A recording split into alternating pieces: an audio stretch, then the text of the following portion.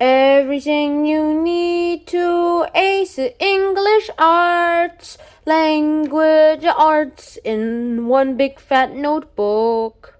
Part 7. Defining from context. Now, you might be wondering, what's context? Background information. What's background information?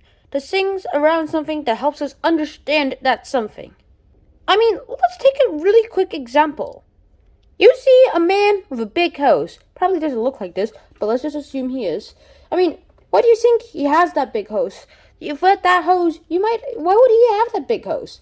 Well, if he's like filling a kiddie pool, you might actually think he's the caretaker of that kiddie pool. If you see him fighting a fire, you might think he's a fireman. If you see him tending to some flowers, then you might actually think he's a gardener. Now, that's actually what it really takes to do this. You're using context to define a word. Or, at least in this case, jobs. Like, some people, let's say you have the sentence called, some people like lions and others like tigers, but I prefer bandersnatchers. Well, from here, you could actually see that from the comparison to people who like lions and tigers, you can guess that a bandersnatch is probably an animal that's like a lion or a tiger, or somehow different from a lion or a tiger. But what actually is a bandersnatch? It's an imaginary word that's created by this guy named Lewis Carroll. So there's really not much. So it's not a real animal, to be honest, okay? Now, if you take a look at this text, you'll actually see some things. This is from the autobiography of Benjamin Franklin. We can use context to actually guess the meanings words in nonfiction too. Let's take a read at this. There was a salt marsh that bounded part of the mill pond, on the edge of which at high water we used to stand to fish by minnows. By such trampling we had made a mere quagmire. My proposal was to build a wharf there to fit for us to stand upon, and I showed my comrades a large heap of stones, which were intended for a new house near the marsh, and which would well suit our purposely. Now, we're trying to look for the word what quagmire means. So how do you do that? Well, what is the word in what in the world is a quagmire anyway? Well, if I read a book earlier, it's actually a last name, but in this case, it's actually a word, so you have to look what's around it. So it's on the edge of a marsh, so it's probably wet or damp.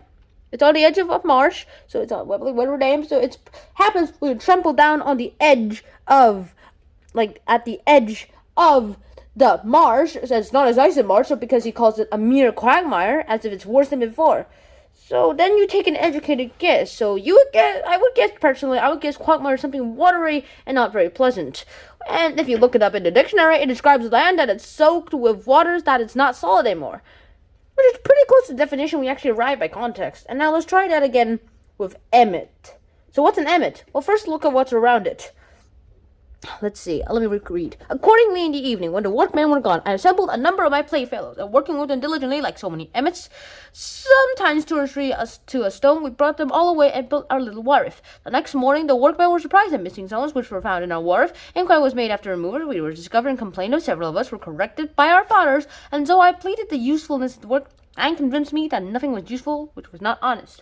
So you might think of a number, and so many makes you think that there are lots of them, and then working diligently means we're good workers, and sometimes 2 or 3 stones, so his friends are working, Benjamin's friends are working together, and then taking an educated guess, you would probably guess that emmet is an animal that often works hard with many other emmets, possibly to build things. Then if you look it up and emmet in the dictionary, it turns out it's an old word for ants, who do work hard and work together and build things. Stop calling me emmets. You sound old-fashioned, haven't you realized? Emmets basically means ants. Got that, people? So just replace quagmire with watery land, and emmets with ants.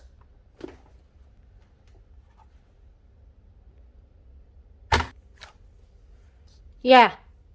So I really hope you guys enjoyed this episode, and I hope to see you guys soon in another episode of Hancho and Sean. So until next time, subscribe and like.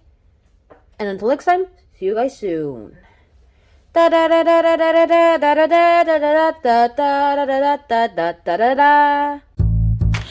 do a self-check while looking at this cat, and do a review while you're at it.